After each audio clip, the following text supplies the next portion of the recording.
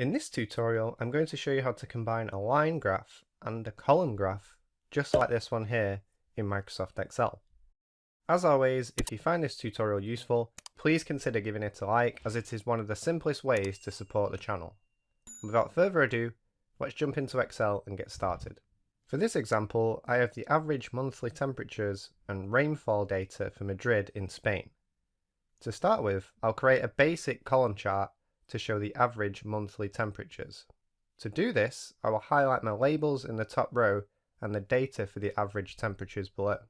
Then, to create the column chart, I will go to Insert. Then, within the Charts area, I will select the Insert Column or Bar Chart icon here. There are a few options to pick from, but I'll stick with the first option for this example. Now you can see a basic column chart is being created, which shows the average monthly temperatures for Madrid. What I want to do next is to add the average rainfall data onto this same graph, but have this shown as a line chart on top of my column chart. To do this, I will right click on the graph and then go to Select Data. On the left side, where it says Legend Entries, I will click Add. For the series name, I can simply select the cell containing my data label, which is this cell here. Alternatively, I could just type this into the box. Then for the series values, this will be the cells containing my data.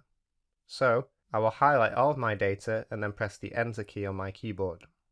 Then I will click OK and OK again. So what I have now is both sets of data as a column chart. Next, I want to change the chart representing the rainfall data, which are the orange bars in my example, from a column to a line chart.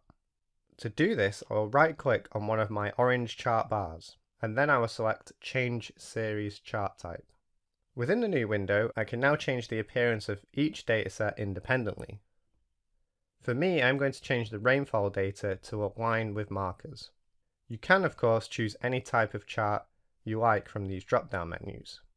And as you can see in the preview window, I now have a combined graph where the blue columns represent the temperature data, while the orange line with markers chart represents the average rainfall data.